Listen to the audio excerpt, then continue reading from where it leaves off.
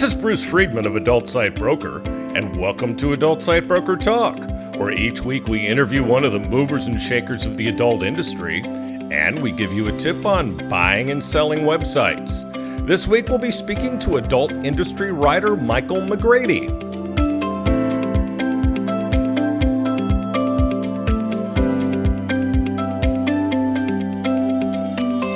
Adult Site Broker is proud to announce the launch of our new website at adultsitebroker.com. We've added some enhancements to the site, such as FAQs and a complete new platform. The look and feel of the new site are nice and up to date. The new site also has links to our marketplace and affiliate program. Plus, don't forget ASB Marketplace, the first platform where you can buy and sell adult sites and domains for free. ASB Marketplace allows buyers and sellers the chance to come together on properties that are valued below our company's minimum of $50,000. Don't pay for other marketplaces when ASB Marketplace gives you this service for free. Visit asbmarketplace.com and sign up as a seller or as a buyer today. And of course, there's ASB Cash, the first affiliate program for an adult website brokerage, where you can earn as much as 20% of our broker commission referring sellers and buyers to us at Adult Site Broker. Check out asbcash.com for more details and to sign up. Now let's feature our property of the week that's for sale at Adult Site Broker. We're proud to offer for sale one of the most famous affiliate programs in the adult industry. They're a subscription-based dating, adult social network, and CAMS program with exclusive ownership of custom-developed websites and offers in straight, gay, hardcore, and mainstream niches. They've been a prominent and sustainable affiliate program for 18 years. The company has weathered countless industry changes and regulations and has always paid its affiliates well and on time. This includes the entire affiliate database with historical performance data, plus the email list with 6.4 million active addresses. The technical platform has recently been rewritten and is modular-based and built for scale. The entire system is hosted in the cloud, which allows for easy third-party integrations, scalability, and cost optimization. With a focus on billing optimization, traffic monetization, and risk mitigation, the business intelligence system and team have been designed to maximize lifetime value and build a sustainable and long-term stream of passive income. There's a full technical infrastructure, including billing load balancer, gateway integration, and call center tools with customer support and content moderation. This is a turnkey business that would allow anyone that is great at traffic acquisition to own the entire life cycle and lifetime value of the customer. It has the technical infrastructure, reputation, relationships, and systems and processes to massively scale revenue. All this for only $2.95 million US. Now time for this week's interview. My guest today on Adult Site Broker Talk is Michael McGrady. He is a writer at Why Not. Michael, thanks for being with us today on Adult Site Broker Talk. Thanks for bringing me on, Bruce. I'm really excited. Excited to have you here. Now let's tell you a bit about Michael. He's a contributing writer to whynot.com, whynotcam.com, and Why Not Magazine. He's worked on several news beats, including digital civil liberties, free speech, public health ethics, drug legalization, harm reduction topics, national security, and other trade industry topics. He's been published in conservative, liberal, centrist, libertarian, and international journals and other news media outlets. These outlets include the South China Morning Post, Filter Magazine, Inside Sources, NASDAQ, The Motley Fool, The Washington Examiner, Real Clear Politics, Real Clear Policy, and Real Clear Health. So we got all our Real Clears out of the way. The Jerusalem Post, the Denver Post, the Spectator, the Center Square Wire Service, the U.S. Today Network, and others around the world. He has higher education credentials in international relations and global public health policy. Much of his current journalism focuses on the adult entertainment industry, of course, electronic cigarettes, and harm reduction. Now, McGrady is also the founder and chief executive of the MPR Public Affairs family of companies and Perihelion, I hope I pronounced that right, Creations, where he produces podcasts on varying topics like drug use, harm reduction, and the history of Christmas. So drug use, for or against? Definitely in favor of drug use. I'm in Oh, Colorado, so well, say you no more. know, yeah, we're kind of one of those bastions of you know, drug drug libertarianism, I call it, where no one Uh-huh. really gives a shit. Well, you smoke enough pot, you really don't give a shit, right? Yeah, I admit I'm smoking right now, so All right, good, good. Nice to have you in that state. I'll take advantage of you. Okay, go ahead. so Michael, talk a little bit about what you do for the Why Not Network. Oh, all right. So, I was hired for Why Not's main webmaster and affiliate page, whynot.com, back in January, February as a freelance contributor. And I mainly just cover political topics and business side of things. Mm-hmm. So, just with my experience in politics and covering these types of industry discussions, including free speech, digital civil liberties, and health rights, sex workers' rights, you name it. Mm-hmm. I just found it Why Not to be the perfect place to kind of do that. It's a great publication. Learned so much there already, and I really am grateful to be there and just engaging in the industry as I am. So. Now, you told me when we were talking casually, you've been an observer, kind of a voyeur, as it were, of our industry and our industry media for a while. Oh yeah, very much so. I've read all the magazines. I subscribe to ASN. I subscribe to AVN. I subscribe to SBiz. I've always read Why Not. I've always been interested in this industry, and I just thought to pull the trigger one day, and I emailed my editor, my current editor at Why Not, and within a day he sent me a contract, and now I'm here. So Can't, it's been fun. can't get any easier than that. What about the industry interests you? Like I said, politics. Really the free speech components and everything we're seeing with Section 230 and Mm-hmm. these types of discussions as relate to SESTA FOSTA and sex workers' rights online, not to mention sex workers' rights and performers' rights in real life as well. So with COVID and all the shutdowns and everything like that, it kind of just fit me to kind of find this, I call it an alternative career field that I like to cover, Mm-hmm. because a lot of people, when you say, "Oh, I write for a porn industry publication," they think I'm writing about like films or I'm reviewing content. When in reality, I'm literally Sure. doing what I did everywhere, Mm-hmm. from covering politics, interviewing politicians, industry leaders, chambers of commerce. Just doing that, but engaged with that. So just really, just I like the whole concept of politics and how this is such a very open and Mm-hmm. interesting industry. Oh, absolutely. Now, this leads into my next question. As you mentioned, you previously did a lot of mainstream writing before. Why not? How is writing in the adult industry different? I can be more boisterous. Well, you can just say fuck in general and nobody Yeah, cares. and all these crappy Republicans who just want to get rid of everyone's Mhm. free speech, and Yep.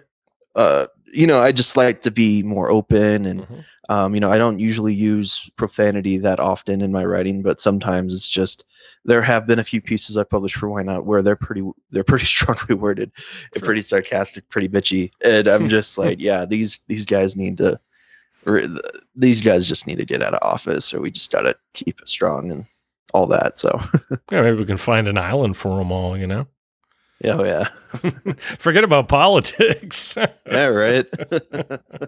Now, let's talk about your foray into covering the adult entertainment industry. How's it going so far? It's been good. I've been able to do a lot in a very short time. Yes, you I've have. interviewed. Yeah, I started writing a series on NFTs and Hmm. how NFTs and blockchain are basically the future for the industry. Hmm. And I got to spend a lot of time with some wonderful performers and producers so far. And um, I've just, like I said, it's just been a fantastic experience.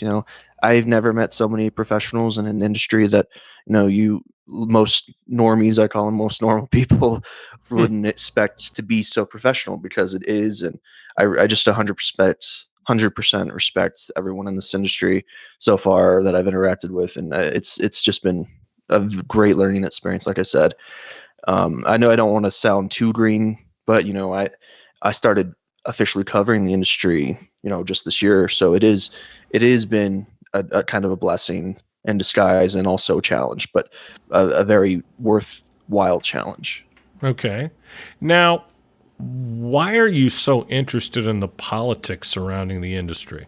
Well, when you think of it, the politics, including the free speech components like Section 230, and the free speech of internet users online, that doesn't just impact platforms, adult platforms. That impacts Hmm. everyone. So why don't we? The way I view it is, why don't we approach this from one of the most scrutinized industries that rely on internet freedom, Sure. and try and make a case for everyone else to realize that you know we can't have far left Democrats or far right Republicans trying to control what people see and what they say on the internet. Obviously, there are with limits. There are criminal things that we need to watch out for, and we need to follow the law. But the whole Sure. thing is that it's the First Amendment, and my religion, I like to say, is the First Amendment. So it's Yeah. just I that's how I care about it. It just, everything that happens to the adult industry can happen to the mainstream tech industry, can happen to social media. It could happen to YouTubers. It could happen to even like religious bloggers or something like that. So it impacts everybody. Yeah, and what kind of burns me sometimes is the lack of awareness among the public, especially people who vote Republican, how the lack of adherence to the First Amendment, how dangerous it is to everybody. Yeah, and I've noticed that too, especially with the rise of Trump.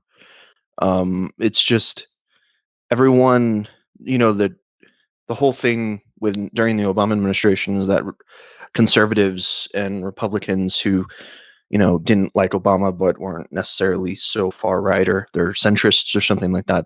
They felt repressed because the liberal media, so to speak, had that had their number, so to speak, and was Hmm. censoring their messages. But same thing happened when the Republicans came into power, Yep. and now it's the same people, same bull crap on both sides, where everyone's just like, well, you shouldn't have the right to say this, or you shouldn't have the Hmm. right to say this. And this feeds into the toxicity of cancel culture. It feeds into the toxicity of social media deplatforming performers for no absolute reason. It's all of this craziness Hmm. that not even just Republicans, but Democrats, moderates, you name it, that they don't think of it, because yeah, porn's still this taboo field, this taboo part of society. Hmm. But it's everywhere. When you think about it, it's the most far-reaching industry I've ever seen, and Right. that's a good thing, because it helps push conversations. Right. And we need to have these free speech conversations still, especially when it comes to controversial speech. So Yeah, and I think people take free speech for granted, and they really shouldn't. I agree. A lot of people say they're protecting free speech, when in reality they're censoring. Just what happened with the Florida social media bill, which a couple of my colleagues at Why Not, and other publications in the industry have covered, saying that this bill, even though it's said to protect quote unquote social media, or political viewpoints that are not favored by certain uh, technology companies or something like that, but it impacts more than social media. It impacts an entire ICS, entire interactive computer service, or an entire platform that meets the criteria of a quote unquote social media network Hmm. in these laws, including some of the largest tube sites in the space. A lot of the tube sites have social media functions, and we have OnlyFans now, which is completely a premium social media, and Yep. not to mention just all the other premium platforms where people can interact. Yeah. I mean, not to mention everything that's happened with net neutrality in the last Hmm. administration. Yeah, as we're recording this, I just got a article out Yeah, for saw Why that. Not on yeah for the net neutrality Hmm. EO from President Biden, the executive order. He's asking the FCC to reinstate net neutrality, but he can't really do that until he appoints, the next Democratic member Right. of the FCC because it's still 2-2, and Yep. you got to have you have to have a simple majority to pass regulation on that commission. It's just amazing that Republicans would be against something that's so good for Americans, and also be against something that is good for business. Exactly. A lot of businesses rely on net neutrality, Yep. and especially internet-based businesses. Almost every single business in this industry is internet-based, and everyone in this industry relies on an open internet. Yeah. And The only ones that are going to benefit from getting rid of net neutrality are the big ISPs.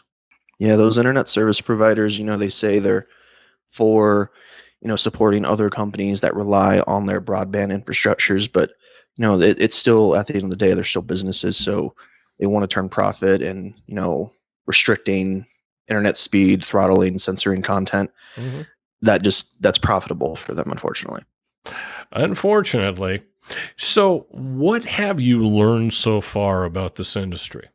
Pretty much everything I've said. I've been learning the different factions, I should say. The types of people, the feelings on uh, tube sites, feelings on content piracy, and I'm learning a lot of the the internal. Um, my main thing is I'm not trying to be like a controversial lightning bolt or anything like that.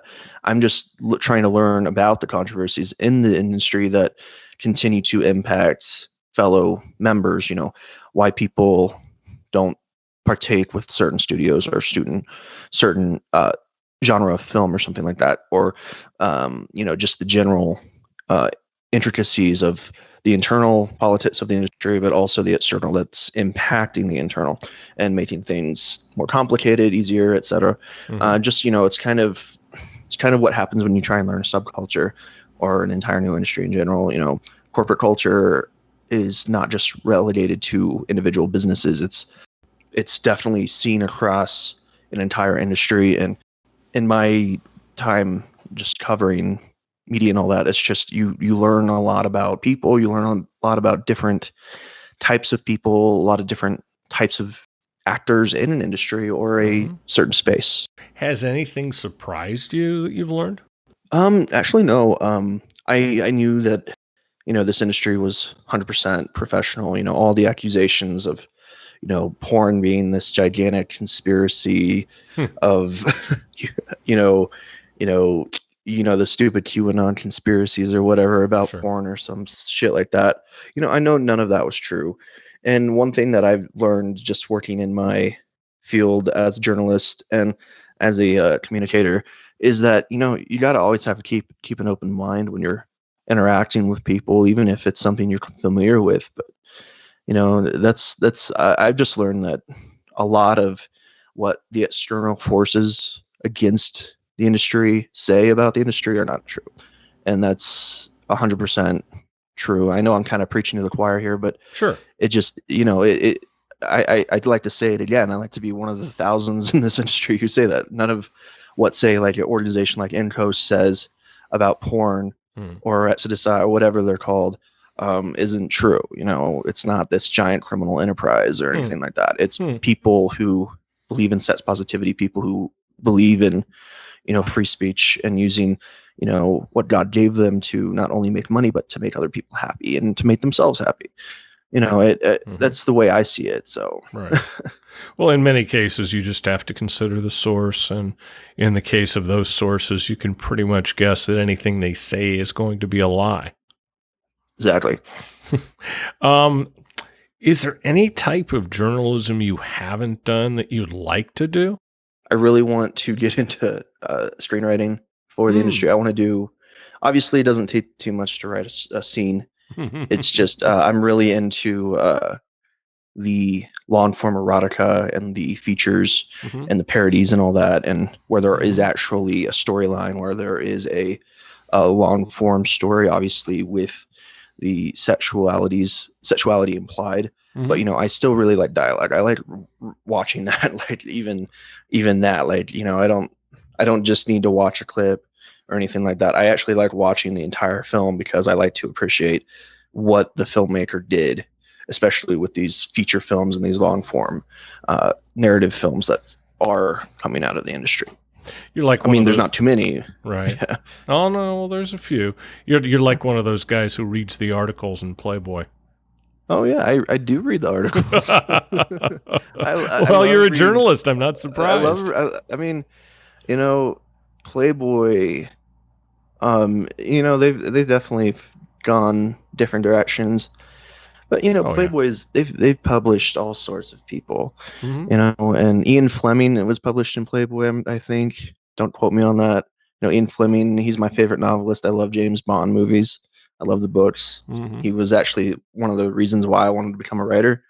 Hmm. So it's just like, I like reading archives and stuff. Yes, I like, the visual displays in these magazines, but I really do appreciate good wordsmiths, and there are plenty in this industry. Sure. Now, what other projects are you involved with, and how are they coming along?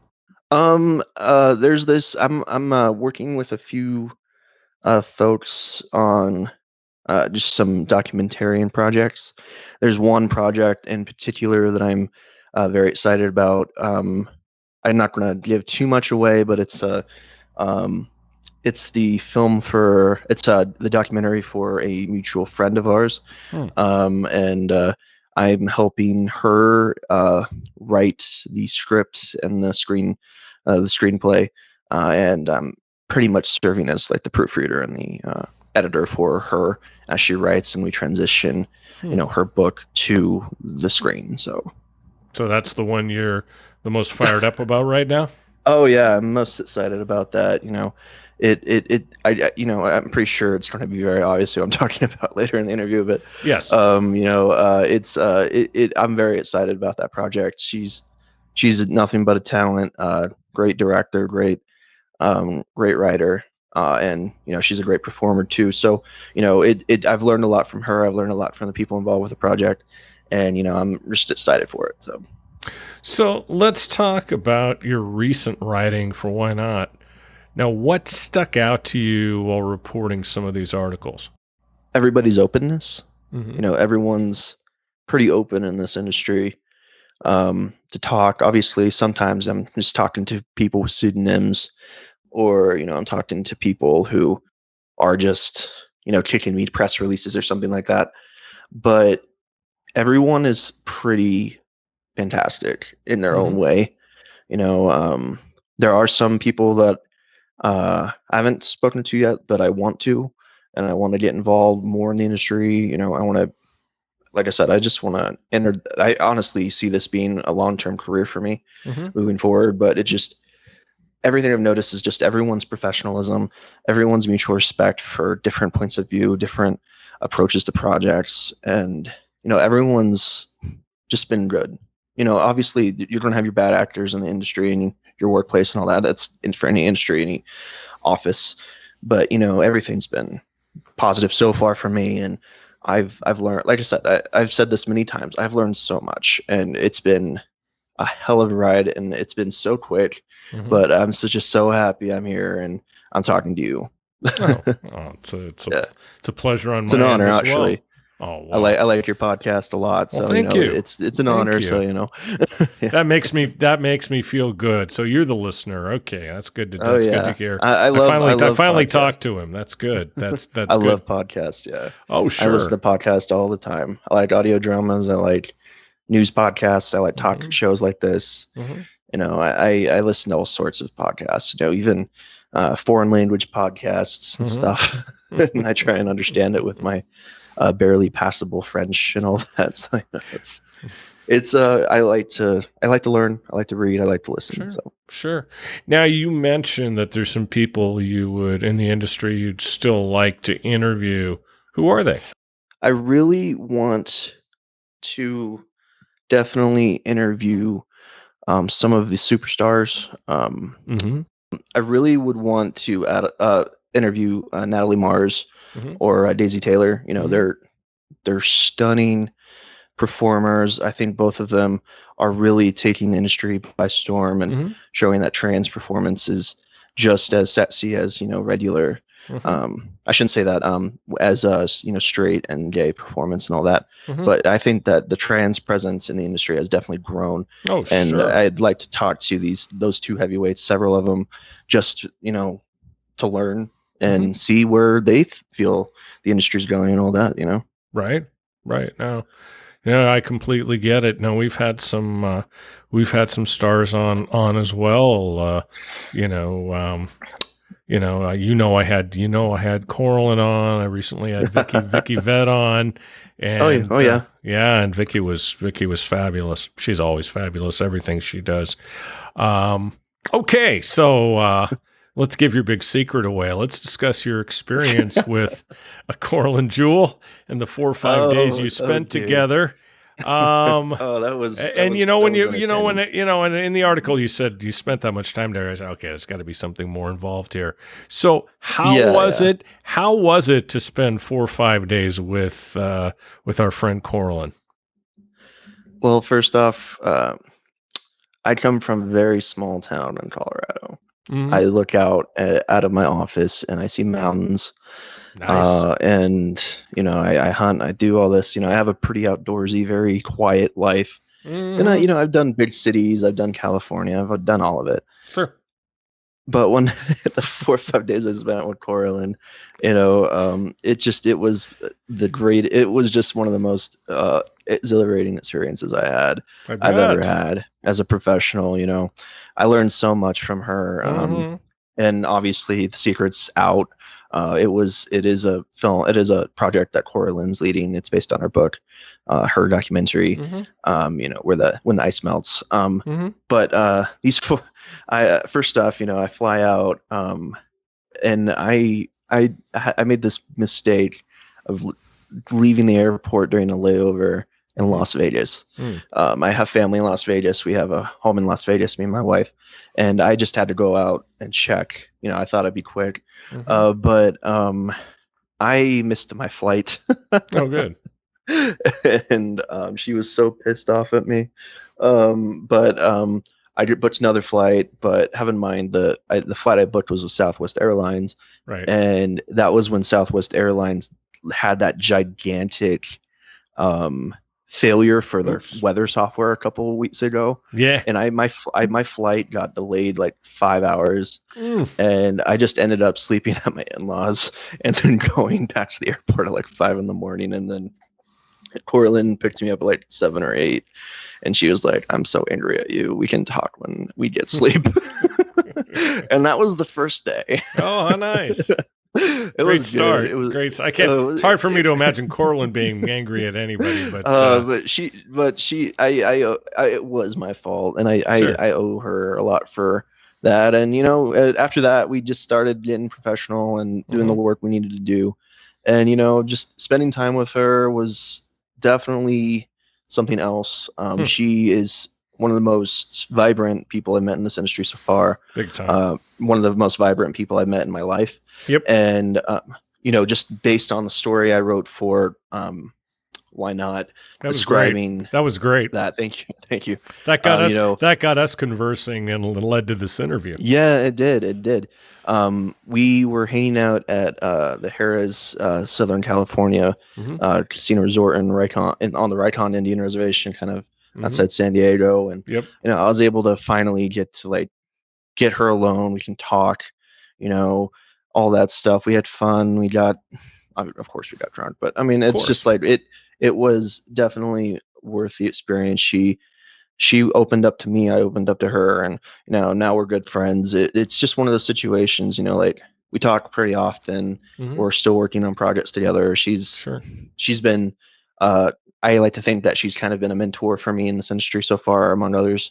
Mm-hmm. But she's definitely been fun. But the entertainment of just being around her, Mm-hmm. her quirkiness, her professionalism, her creativity. It was intoxicating, and it was certainly worthwhile to spend time with her. So.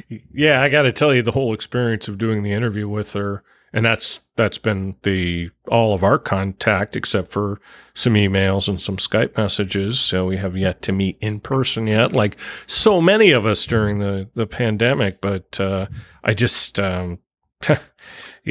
she blows me away. You know, the question I asked, of course, was, "What do you do in your spare time?" And she's a 24/7 type of person for sure. I know. Yeah, and I encourage people to go to Why Not. This isn't going to run until the fall, but I encourage people to go to Why Not and search in Michael's works for Cornland's article. It's fabulous. It's entitled "Hustling with Cornland Jewel." Yes. And I think what was pretty funny. This video is on Cornland's OnlyFans. We were hanging out in the hotel room before we went out to the casino floor. Mm-hmm. Well, we went to the casino floor, but we were really down. Mm-hmm. And then she started filming, complaining about how we were down. And then she turned the camera on me and she was like, "What type of shoes are you wearing?" I'm like, "I'm wearing my slippers." And she was like, "My screenwriter is wearing his slippers on the casino floor. No wonder we're having bad luck." And I literally wore slippers on the casino floor because I was tired and I didn't really think anything of it. But I was like, "Oh crap, yeah, I should probably update my footwear." That's hilarious. Yeah, and there's a few other inside jokes in the article if you haven't noticed. That I can probably dig into more on a different date. But it's just it was fun. I got a glimpse at her life. She put me up in her home. It was very kind of her to let me stay with her. We had dinner. It was kind of fun. Just two friends hanging out, working. Nice. I got to see where she hosts her Hanky Panky podcast. And I learned about a lot of her upcoming projects outside of the film and the documentary work, and it just is. Like I said, it was worthwhile, very worthwhile. And cool. If you ever get the chance to see her in person, definitely get her a drink. Oh yeah, we're gonna get a chance to hang out. She's already promised to come visit me, my wife and I, in Thailand. So that's cool. We're looking forward to that. I know I want my wife to meet her. I haven't even met her yet, but yeah, she's my wife wants to meet her too. So of it's course. Just yeah, I was raving to my wife about her too. So there you go. Oh yeah. Okay, so let's talk about your coverage of Section 230 and digital free speech. Section 230 is under attack. I mean, come on. All the legal blogs for the industry, all the lawyers in this industry, they have some understanding of how important Section 230 is. Section 230 of the Communications Decency Act of 1996 is the so-called First Amendment of the internet. Yep. And everyone on this podcast knows it's a third-party liability shield to prevent platforms from getting sued for the actions of a few select bad apples that use their platform, right? Bad users. But this law has permitted a self-regulatory, environment, a self-regulatory approach for all digital companies. Just about not just social media, but even like our sites in the industry. Right. There's a lot of self-regulation in this industry, and it's owed to not just, us wanting to be compliant and, show that we're a responsible industry, but also just because it's Section 230 that provides the platforms and the owners of these platforms the tools and the legal cover to, implement policies that support not only speech, but also protect user base and cash flow. So Section 230 is getting attacked because, during Trump, he said, "Oh, Section 230 is, this terrible law. It's terrible." My Trump's terrible. Terrible. Almost sounds like Charles Barkley, but anyway. Terrible. Terrible. Let's just make Section 230 repeal and it'll be great. I can't do Trump, but it's just the attacks against Section 230, coming from the left to the right, especially the religious right, and the implementation of laws like Sesta Fasta. Yep.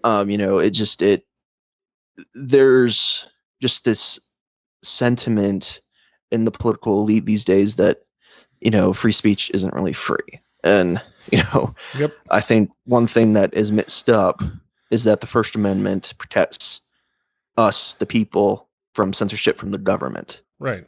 And it's exactly what they're doing. What exactly they're doing is they're trying to repeal Section 230 and they're trying to censor.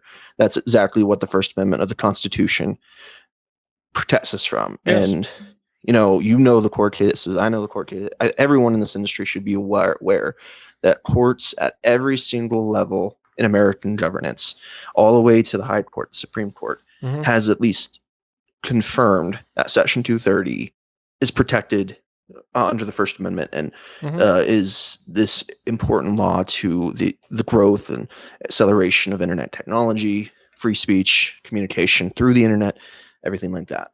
It's just being trampled now. Yeah. And I rarely try and comment on the pain of some of the larger players in this industry, but I mean, like all these bogus lawsuits against the tube sites, the Nicholas Kristof stories.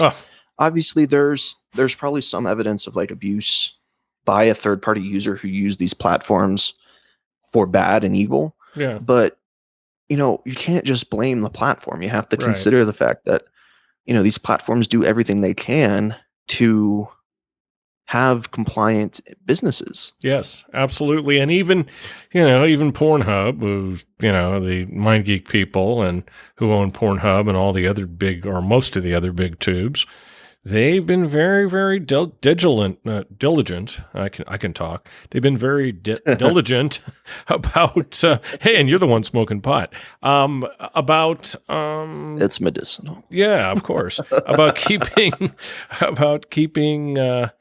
kids and other, negative things off of, out of their content. And, much more so than Facebook or Instagram or Twitter or anybody else. Yet the Canadian government goes after them after this bogus series of articles by Kristof, who, I canceled my my subscription to the New York Times after the second article. It's kind of sad. And this is coming from a journalist who's learned from a lot of great journalists. I think Nicholas Kristof is a good journalist. Well, he was, but he got into this. Yeah, he has Pulitzer prizes for his reporting in war zones. Yep. And Darfur. He has all of this foreign correspondence experience. Sure. And he's done so much for this field of journalism, but he bought into the alarmism of the anti-porn and anti-trafficking quote unquote groups so easily, and I it just makes me sad to see that.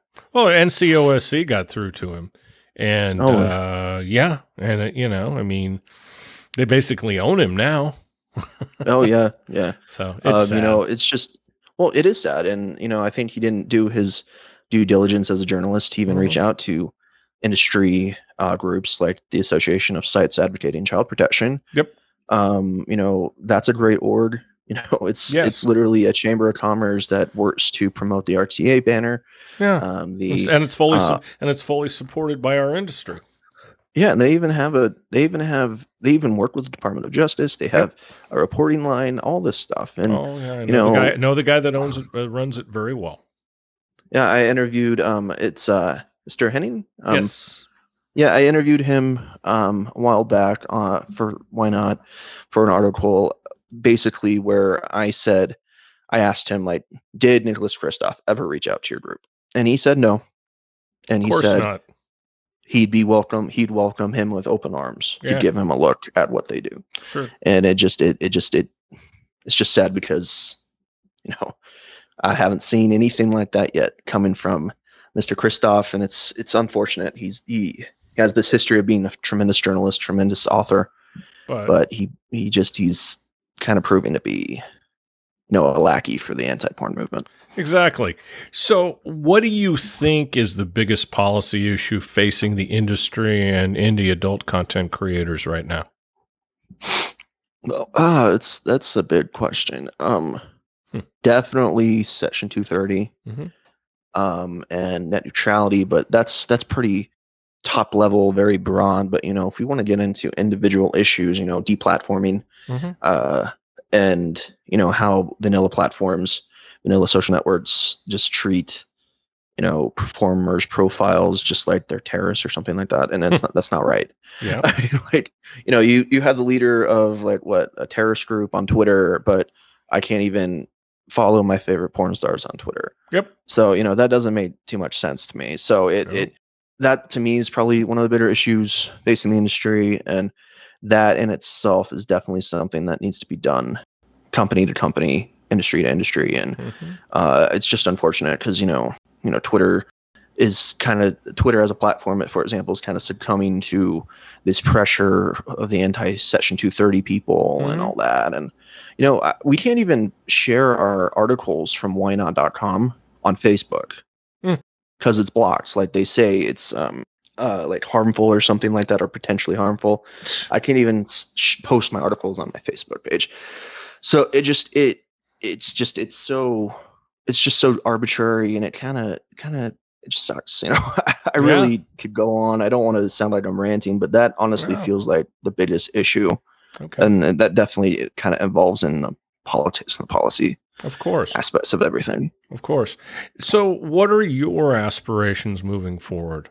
Ooh, another big question. That's right. I just want to get more involved, I'm going to stick to doing what I'm doing now. I mean, I'm in a happy place.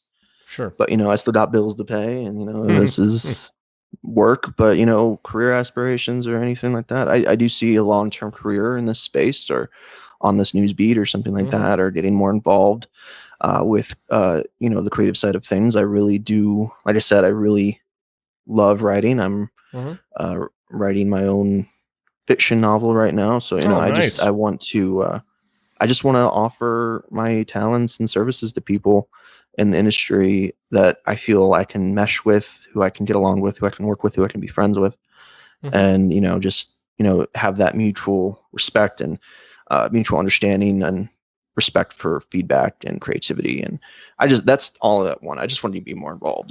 I really don't have anything more complicated than that. I don't have like a set goal or a set studio I want to work with or anything. And I don't necessarily want to perform myself either. It's just, I want to, I just want to be creative, Okay. So what do you like to do when you're not writing?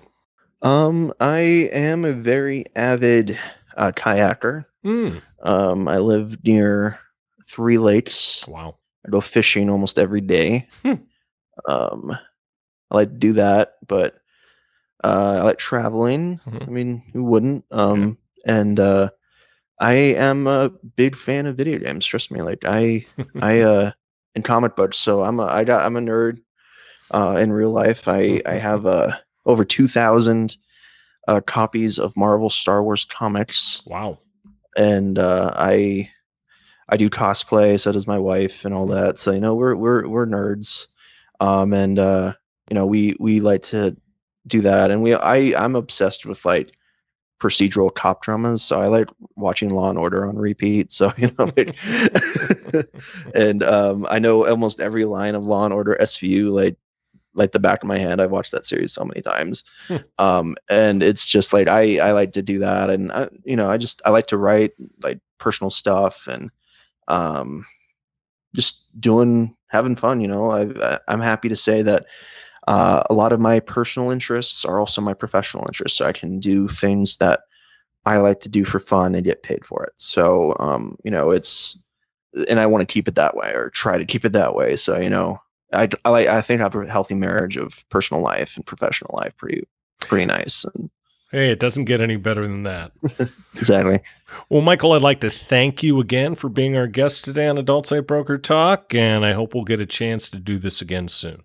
Of course. Thank you, Bruce. Thanks, everybody. It was an honor being here. And, I'm pretty open to. If you ever get my email or anything, just message me or something. I usually write back pretty quickly. You do. The pleasure was all mine. Thank you. All right. Thank you, Bruce. My broker tip today is part 2 of what to do to make your site more valuable for when you decide to sell it later. Keep your website design up to date. Do a redesign from time to time. People will tend to think your site is the same as ever and click out of it without even looking if something doesn't change. So keep it fresh and up to date. Times change, so should your website. Look at what your competitors are doing and see what it is you really like. Emulate success. If you know a site to be particularly successful, look at what it is they're doing and do some of the same things. I'm not saying copy it. I'm just suggesting you improve your site by looking around a bit. You've got to keep up with the times or you're going to end up being left behind. Also, keep an eye on your competition and make sure you're offering everything on your site that they are or more. Don't just look at their design, but make sure your offers are good and you're competitive. The same goes for your content. Do you ever wonder why one site does well and others don't? Check out the competition's content. What are they doing that you're not doing? Be willing to make changes. People can't understand why they're losing sales to a competitor, yet the competitor is clearly doing everything better. Emulate success. Make sure everything on your website works well. Make sure all your links work properly. Check them on a regular basis. If things don't work, you're going to lose customers. People are not patient these days. People's attention spans are like that of a gnat. They click out immediately and go on to the next result in Google if they don't find what they're looking for. If the site is hard to navigate or if things don't work. Check all your internal scripts and plugins and make sure they're updated regularly as well. We'll talk about this subject more next week. And next week, we'll be talking to Morgan Summer of Live Jasmine and Dockler Group. And that's it for this week's Adult Site Broker Talk. I'd once again like to thank my guest, Michael McGrady. Talk to you again next week on Adult Site Broker Talk. I'm Bruce Friedman.